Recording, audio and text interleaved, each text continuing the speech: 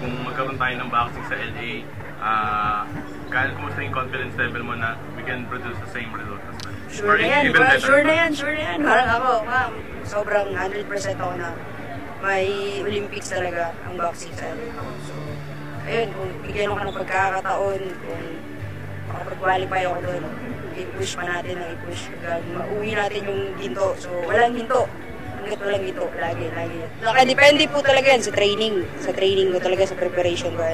Siyempre, gusto ko ding ma-enjoy ng mga sambayan ng Pilipino yung bawat laro ko. So, kahit ako nung Paris, nung pinanood ko yung galaw ko doon, parang pati ako na-amaze po talaga. No? Pinayaan kong ilagan yung mga suntok na wala. So, sana mas ma-improve ko pa po yun. And more combination po susunod. Anong feeling na this time mapaparang kayo dito sa PSA Awards night? Sobrang blessed po at nakakatuwa na na-recognize po ulit yung hirap na ginawa ko po sa ilang taon. Ito ulit, nagbigay din po ulit ng karangalan sa Paris. So hopefully, may susunod po.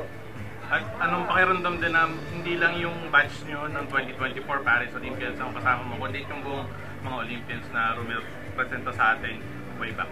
Nakakatuwa po kasi alam na namin yung ng isa't isa, gamay na namin yung ugali ng isa't isa. So parang nag-reunion lang kami nung Paris kasi nung mga naglaro ng Tokyo, nandun din. So parang naging reunion, no? At mas nabuo yung ugnayan talaga namin mga atleta.